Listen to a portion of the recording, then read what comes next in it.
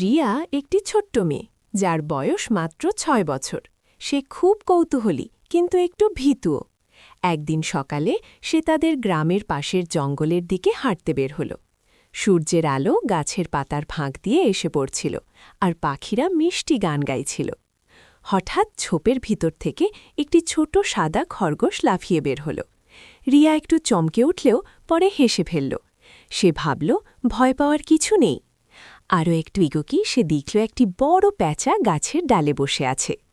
প্যাঁচার বড় বড় চোখ দেখে রিয়ার একটু ভয় লাগল, কিন্তু সে নিজেকে সাহস দিল। হঠাৎ দূর থেকে একটা গর্জন শোনা গেল। জঙ্গলের ভেতর অন্ধকার বাড়তে লাগল। রিয়া থমকে দাঁড়াল। দূরে একটা বাঘের ছায়া দেখা যাচ্ছিল। তার বুক ধুকপুক করছিল, কিন্তু সে পালাল না। ঠিক তখনই সেই খরগোশটা আবার এসে সামনে দাঁড়াল। সে যেন রিয়াকে নিরাপদ পথ দেখা দিলা দিও। রিয়া তার পেছন পেছন হাঁটতে লাগল। ধীরে ধীরে আলো বাড়তে লাগল আর জঙ্গল শেষ হয়ে গেল। রিয়া সূর্যাস্তের আলোয় দাঁড়িয়ে হাসল।